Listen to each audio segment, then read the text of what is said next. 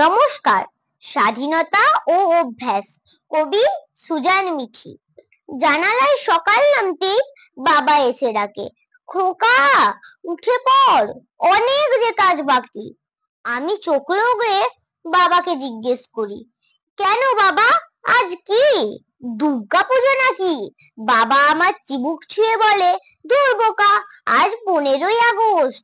আজ সেই দিন যেদিন 200 বছরের গ্লানি মুছে গিয়ে এক নতুন সূর্য উঠেছিল, ভারতবর্ষ হয়েছিল স্বাধীন।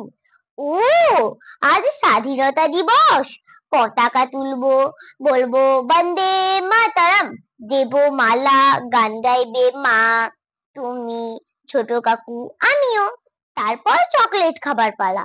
না রে, স্বাধীনতা আসলে ওগুলো নয়। জানিস, ব্রিটিশরা ছিল ভীষণ অত্যাচারী।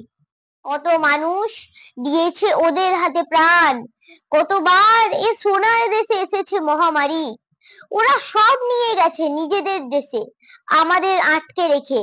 ওরা নিষ্ঠুর, ভারতবাসীকে বলেছে কুকুর।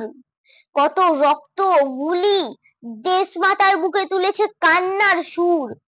তাই তো একদিন জেগে উঠেছিল মানুষ, একটু একটু করে জ্বলেছিল আগুন। কত প্রাণ হলো বলিদান, কত প্রাণ নিশ্চুপ। ভারতবর্ষে বয়ে গেল নদী, শুধু রক্ত আর খুন। তারপর ওরা ভয় পেল, অনেক দিনের পরে ভাবলো এবার পালাতেই হবে, উপায় নেই। জানিস খোকা, অবশেষে স্বাধীনতার সুখ পাওয়ার দিন, সেই শুনতে শুনতে আমার চোখে আসে জল। বাবার গলা জড়িয়ে বলি, বন্দি পরাধীনতা আমাদের যে টিয়া খাঁচায় থাকে, ছোলা খায়। বাবা, ওরও তবে ব্যথা আছে, ওরও আছে কষ্ট। হঠাৎ বাবা চুপ করে যায় দেখি। মা এগিয়ে এসে খাঁচার দরজা খুলে দিয়ে বলে, যা পাখি উড়ে। আমি হাততালি দিই, কি মজা কি মজা।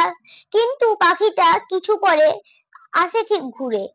আমি অবাক হয়ে বাবাকে জিজ্ঞেস করি, বাবা, এটা কেন হলো? ও তো স্বাধীনতা পেল, তাও গেল না কেন?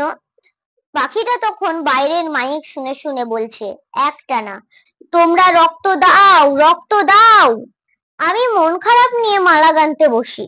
বাবার মুখেও ব্যথা, ফেললো দীর্ঘশ্বাস। তারপর মাকে বলল, জানো খোকার মা, পরাধীনতা কখনো কখনো হয়ে যায় অভ্যাস। নমস্কার।